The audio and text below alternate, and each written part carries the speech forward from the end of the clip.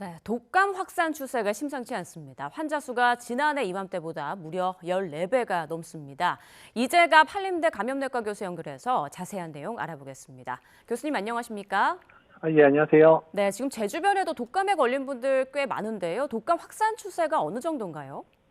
예, 오늘 발표된 지난주에 독감 환자 발생 비율을 제가 외래 환자 1,000명 중에서 몇 명인지를 보는데요. 지금 62까지 올랐습니다. 그러니까 이 정도는 올해 초에 사상 유례 없이 99까지 올라간 적이 있었는데 지금 62면 조만간에 올해 1월에 기록도 깰 정도로 유행세가 매우 빠르고 또 예전에 비해서 이제 작년에 비해서 유행 주기가 한 달 이상 이제 일찍 왔고요. 유행 피크도 이렇게 되면 한 달 정도 일찍 올 가능성이 높습니다. 예. 그런데 왜 이렇게 확산이 빠른 건가요?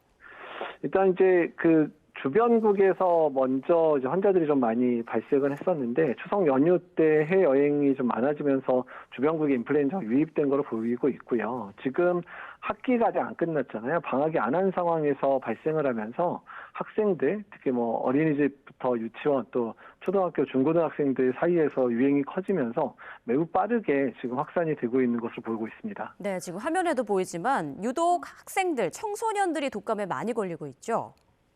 네, 그렇습니다. 일단 워낙에 이제 인플루엔자 유행 시기에는요, 그러니까 이제 학생들하고 청소년에서의 유행이 초기에 이제 심하게 시작을 합니다. 그래서 유행 자체를 이제 뭐 소아 청소년에서 유행을 키우면 이 키워진 유행이 노인에게 전달되면서 노인들 사이에서는 중증 감염이 많이 발생하면서 이제 뭐 중환자실에 간다든지 입원한다든지 또는 사망하는 환자들이 늘게 되거든요. 그래서 점진적으로 좀 노인에서의 환자 수도 늘어나고 있기 때문에 중증 감염에 대한 대비도 철저히 해야 될 것 같습니다. 네, 상황이 이렇다 보니 보건당국에서 독감 접종을 계속 권고하고 있는데 독감 접종을 했는데도 독감에 걸렸다 이런 분도 계시더라고요.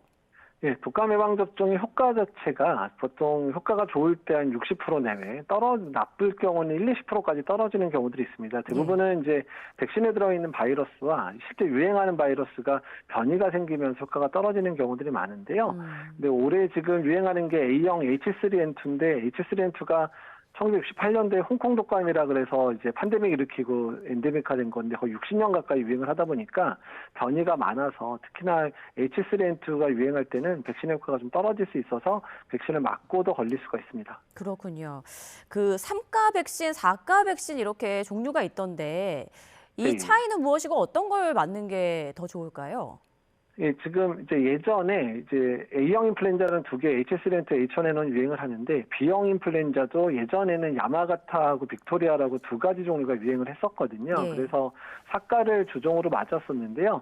코로나19가 시작하고 난 이후에 2020년 이후에 야마가타 형태가 갑자기 사라졌습니다. 아마도 이제 뭐 여러 가지 뭐 사회적 거리두기 이런 거 하면서 인플루엔자 유행이 적어지고 이러면 사라진 것 같고 현재까지 검출이 되고 있지 않거든요. 그래서 WHO나 미국이나 우리나라 모두 3가 백신을 맞아도 된다. 그러니까 이제 빅토리아만 들은 거 맞아도 된다. 그래서 현재 3가나 4가나 어차피 유행은 빅토리아밖에 안 해서 B형에 있어서는 효과 차이가 없다고 보셔도 됩니다. 아, 효과 차이가 없다라는 말씀 주셨습니다.